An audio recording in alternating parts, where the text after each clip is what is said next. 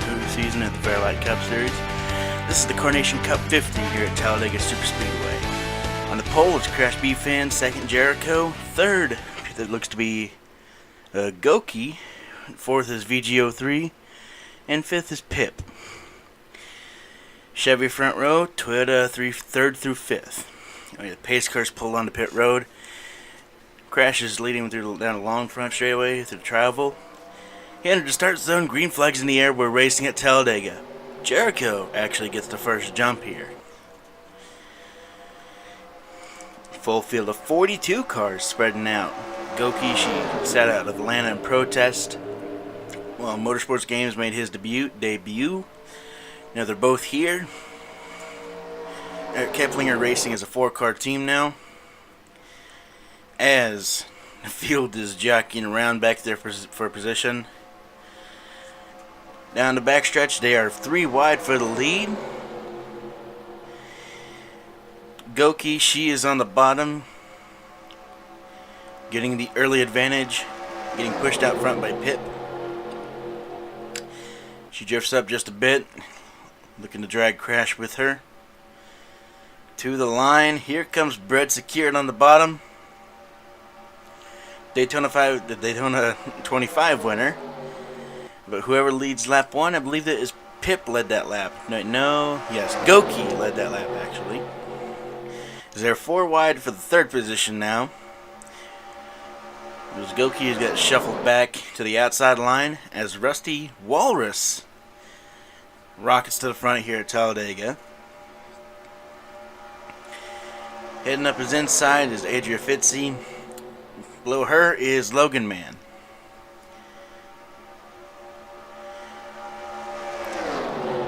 Now down, heading down out of turn 4 to the trioval once again.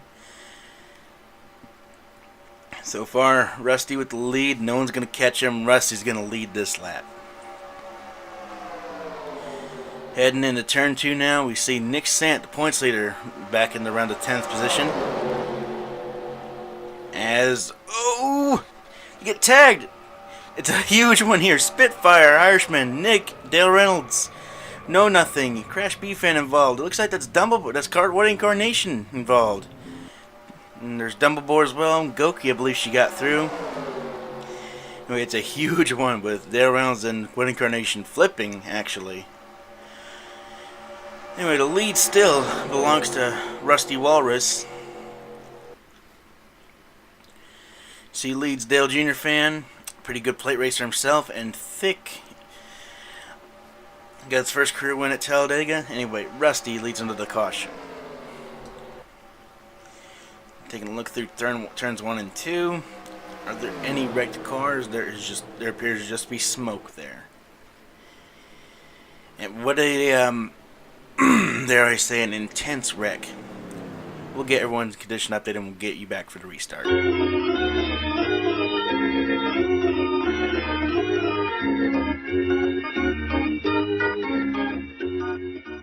Alright, pace cars back on pit road. Everyone's fine. A few cars already out of the race, particularly Dale Rounds and Winning Carnation. They've been released from the Infield Care Center. They're just simply shaken up. Safety equipment in these cars is a huge testament to that. Rusty's into the restart zone. Green flag back in the air. He gets an early jump, but that's not what you want to do here at a plate track.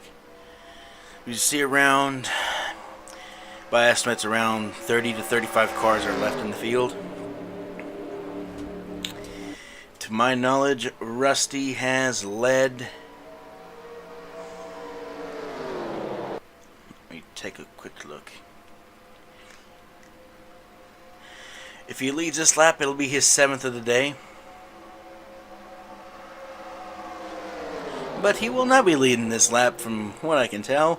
Here comes Thick. Rusty's got Dale Jr. Fan behind him, but no one else. Thick has Motorsports Games, What If Racing, and J-Rack behind him. Also coming up into the picture is Big Blue. For now, it is all Thick. To the line, Motorsports in the middle. What If Racing to the bottom. To the line, it looks like What If Racing will lead that lap. No, I was completely wrong. It was Thick who led that lap. So far, Rusty has led the most laps in this race at 6. Then Goki and Thick both have 1 lap left.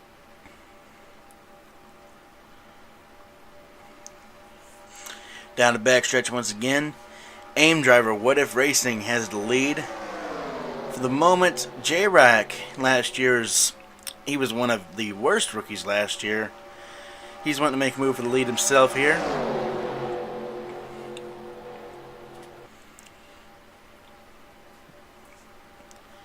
The trial they come once again. Sylvie Gang, a pretty quiet rookie this year. To the line, it looks like What If will lead this lap now. And so far, almost 4 wide. It is 4 wide for the lead now. And who will come out on top? It looks like that is Goki? No, that is not Goki. That's Rusty Fighter, actually. Rusty Fighter's been on a sort of a slump this season ever since moving to Nixant Racing. But he won't be in that lead for long. Here comes Jericho and the Daytona Master and Jericho, but not necessarily a Talladega Master. And do. Oh, they got another big one! What If Racing involved? Thick involved. Ooh, BKR involved. J-Rack involved. Ooh, Real Gaming Freak gets in there in the end. What If Racing again? Oh, more Carnage. Nick involved. Goki involved. True to Atlanta, he's flipping.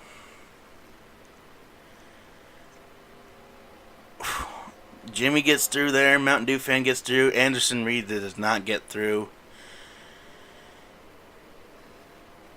And Mountain Dew fan, insult to injury, he runs into Anderson Reed at the end there.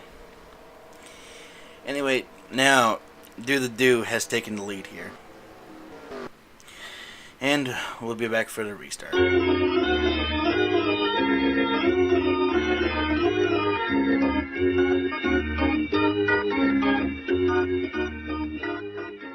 Alright. To the line, Do will lead his 5th lap of the day. I believe I can be corrected after the race. Who leads the most laps?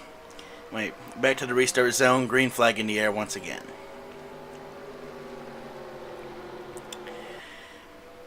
Five to go. Rusty Walrus wasting no time here. Followed by a Plate Master and Jericho. He should be able to get the push to get by Do just fine. And so far he is clear. And this pack is extremely lacking now. At least, my estimate, less than 20 cars are left in this race.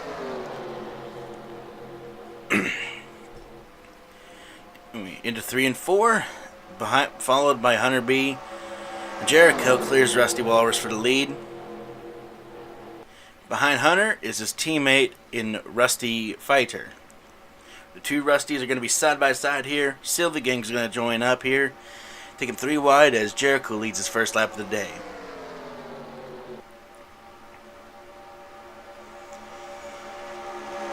Three wide further back there for it's the 6th and now 7th position. Hunter B, last year's Daytona winner. Looking for some redemption after this, what can be only described as a career worst season. As behind there looks to be Logan Man and them. Everyone behind him, they have suffered so much damage in the wrecks, they're not able to keep up with the pack.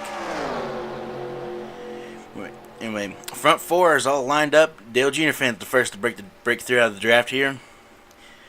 Now, Sylvie Gang does the same and heads to the top. That's not what he wanted to do here. He's just completely in that wall of air and has no one behind him to help. 3 to go. 3 wide for the 5th position now. Rusty Walrus underneath Big One.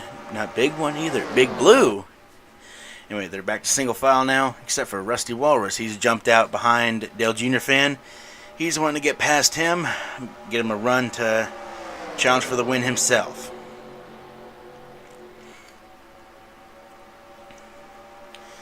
Dale Jr. fan, a very strong plate racer, much like Jericho, pushing Hunter B. If he and Hunter can get formed up, which Rusty Walrus just spoiled there, as they're 3 wide for 2nd now. They need to get formed up in order to have a chance against Jericho. If they keep fighting like this, 2 to go, by the way. they won't be able to catch him or pass him. Rusty Walrus seems to know that, and he's gotten a line formed up of him, Big Blue, Rusty Fighter, and Motorsports Games. That line looks to have already fallen apart as Rusty goes straight to attacking Jericho. Big Blue following close behind, but he won't help Rusty get past his teammate at all. The only reason he would help is if it would help him get the win himself. Here comes Walrus trying to make a move. He's to his quarter panel. White flag. One more lap to go here in the Carnation Cup 50. Nearly half of this race was under a caution.